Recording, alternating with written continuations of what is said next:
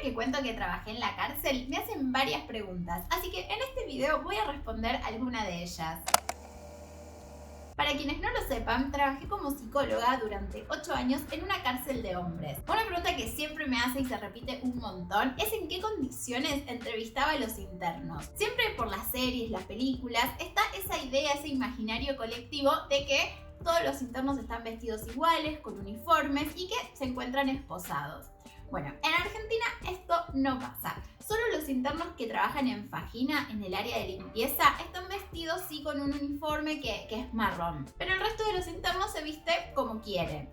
Y esto es un dato que suma más porque nos habla un poco de su estado de salud, su nivel de higiene y también sobre algunas condiciones sociales, de ubicación social dentro de la cárcel. Por otro lado, y esto genera siempre mucha sorpresa, los internos no se encuentran esposados al momento de que uno los entreviste, ni tampoco hay ninguna medida restrictiva o física que nos separe. Yo me sentaba de un lado de la mesa, el interno del otro, en una celda que habían acomodado para que fuera de evaluaciones y entrevistas. Estábamos los dos solos y si me tocaba alguna guardia copada, cada tanto pasaba algún celador y preguntaba si estaba todo bien. Igualmente, siempre era lo mejor poder entrevistar al interno a solas, ya que él se sentía más cómodo para poder hablar de ciertas cosas.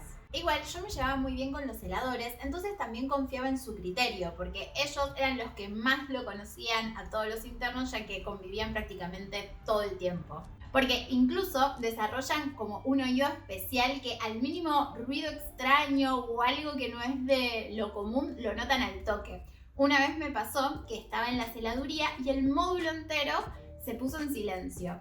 Y eso es como la calma antes de la tormenta. Entonces ellos mismos se dieron cuenta al toque, me dijeron que me quedara unos minutos ahí en la celaduría con ellos y que después volviera a mi oficina. Otra pregunta que usualmente me hacen cuando se enteran que los internos no estaban esposados es si yo sentía miedo o me sentía insegura cuando los entrevistaba. Lo cierto es que nunca representó un problema de seguridad ni me generó miedo. Esto puede ser debido a la disociación cognitiva que uno desarrolla en esos ambientes donde uno separa las emociones de los pensamientos. Uno tiene que lograr desenvolverse profesionalmente, pensar, analizar, tener en cuenta, por lo cual uno no puede verse todo el tiempo inundado del malestar, la angustia de estar en un entorno tan hostil. Además, por la rutina diaria de ir seguido a entrevistar, pasar por controles, rejas, celadores, uno ya los conoce, se saluda y confía en ellos. Además, tenía la seguridad en mí misma de estar siempre alerta a medir el clima de la entrevista. Porque si ocurría algún malentendido, alguna pregunta que le recordara algo negativo al interno o que lo molestara, si uno lo pesquisaba, podía calmar rápidamente la situación con algún comentario, alguna aclaración o incluso un chiste. Si no, la cosa podía escalar peligrosamente. Y me pasó una vez de ver cómo así el interno cambió de actitud, pero por suerte lo pude revertir en el momento y no pasó nada. Pero era muy importante tener ese termómetro incorporado. Me han preguntado si por el riesgo y el contexto en general era necesario tener algún entrenamiento especial. Y la respuesta es que no.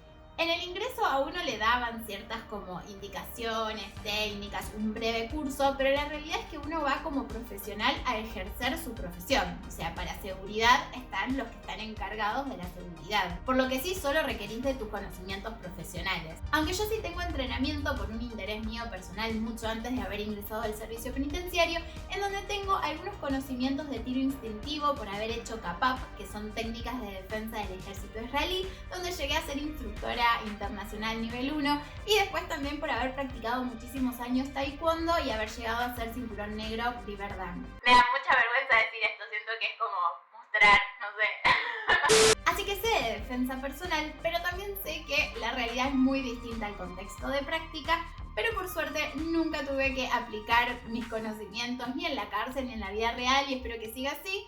Sobre todo porque hace ya muchos años que no practico. Muy relacionado a este tema, también me han preguntado si algún interno me agredió o intentó hacerme algo. Y la verdad es que no, pero sí sé de compañeras que tuvieron situaciones muy complicadas. A mí lo máximo que me pasó fue que se desubicaran con algún comentario, alguna palabra, invitarme por ejemplo a tomar un café o hacerme alguna pregunta personal, pero ahí uno rápidamente los ubicaba, que las preguntas las hacía uno, que lo que estaba diciendo no correspondía. Y al revés, cuando notaba que algún interno estaba un poco alterado, le preguntaba qué le pasaba, le decía que lo notaba como molesto, que qué le había pasado, si quería hablar de eso, si prefería que termináramos ahí la entrevista y lo volviera a llamar en otro momento. Y usualmente lo que pasaba es que charlábamos sobre eso y continuaba la entrevista. Pero si el interno seguía medio alterado, le decía que de esa forma no íbamos a poder seguir con la entrevista, lo cual usualmente esa acotación lo bajaba un poco y entonces podíamos seguir. Para mí siempre es importante que el otro pueda registrar lo que está sintiendo en ese momento y lo podamos hablar. Con voluntad casi todo se puede resolver hablándolo, y eso lo veía tanto con los internos como con mis pacientes. La anteúltima pregunta que voy a responder en este video para que no se haga tan largo es cómo hacía para que no me afectara o no me pusiera a llorar los relatos tan tremendos que escuchaba. Y eso lo aprendí unos años antes de entrar a trabajar en la cárcel, cuando trabajaba en una institución clínica de TCA.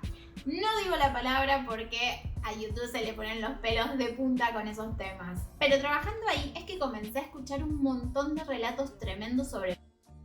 Esa palabra tampoco la puedo decir. Y yo había egresado hace muy poco tiempo, por lo cual fue durísimo escuchar esos relatos sin tener mucha experiencia. Una de las historias más difíciles que me tocó escuchar fue de una mujer de más de 40 años que estaba casada, con 2 hijos grandes y que hacía mucho tiempo que venía sin comer.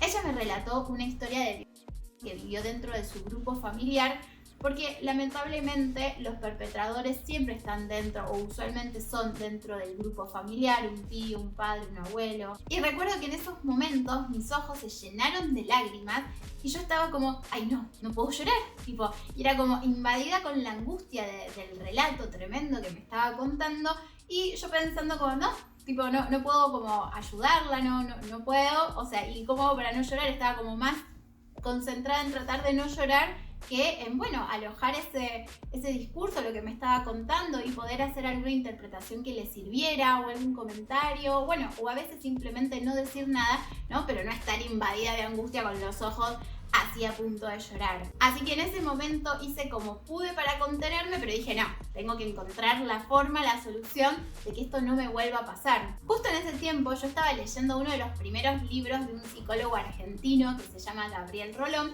y ese libro se llamaba Historias de Diván. Y ahí encontré la forma de no volver a angustiarme y estar al punto de llorar. La clave está en escuchar, en prestar atención a las palabras y no dejarse llevar por la historia. Porque si uno se deja llevar por lo que el paciente está contando, uno se lo empieza a imaginar como una historia, una película. Y entonces ahí uno entra emocionalmente en eso que de pronto está viendo, imaginándose. Uno en ese momento, como rol de psicólogo, lo que tiene que prestar atención es al qué dice el paciente y principalmente el cómo lo dice. Qué palabras usa, qué expresiones, porque así uno está siendo operativo y puede pensar alguna interpretación o puede tomar alguna frase que se viene repitiendo o hacer alguna repregunta, siempre con la intención no de que el relato sea una revictimización, sino de que eso pueda generar algo nuevo.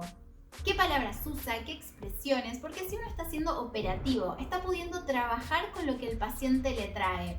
Y entonces así uno puede hacer alguna interpretación, tomar alguna frase que se viene repitiendo, hacer una repregunta sobre algún detalle, siempre con el objetivo que ese relato no sea una revictimización, sino que se pueda hacer algo con eso que trae. Incluso a veces no hay mucho que se pueda decir, pero brindar ese espacio de contención, de seguridad para que se hablen de esos temas ya es un montón. Y la verdad que esto me resirvió, porque en los casi 12 años que soy psicóloga nunca más me volvió a pasar, y eso que escuché relatos tremendos. Así que desde que aplico esto siempre pude mantener como una distancia emocional. Obviamente después uno tiene que tener su propio espacio para descargar esas emociones, porque que uno evite que le afecten en ese momento no significa que tenga efectos en uno. Por mi parte, yo tengo mi propio espacio de análisis y también siempre he practicado algún deporte. En algún momento fue running, fue CrossFit, actualmente es natación y para mí es esencial. Así que como un buen consejo de salud mental y emocional, es muy importante practicar algún deporte. Y por último, en cuanto a qué era lo más difícil de trabajar en la cárcel, Siempre les resulta llamativa mi respuesta porque lo más difícil de trabajar en la cárcel no es trabajar con los internos, es trabajar con los jefes. Me tocaron jefes y jefas muy copados y otros que no deberían nunca trabajar con personas, en ningún lado. Cosas que sé que pasan en todos los ámbitos laborales, pero en este, al ser una institución verticalista, al haber grados, rangos, la cosa se pone muy turbia y heavy, pero no voy a seguir hablando porque si hablo se pudre todo. Espero que te haya resultado interesante este video, ahora conoces un poco más de mí y si tenés más preguntas me las podés dejar en los comentarios. Y por favor no te vayas sin darle like al video, suscribirte al canal y también podés apoyarnos siendo miembro del canal. Nos vemos en el próximo.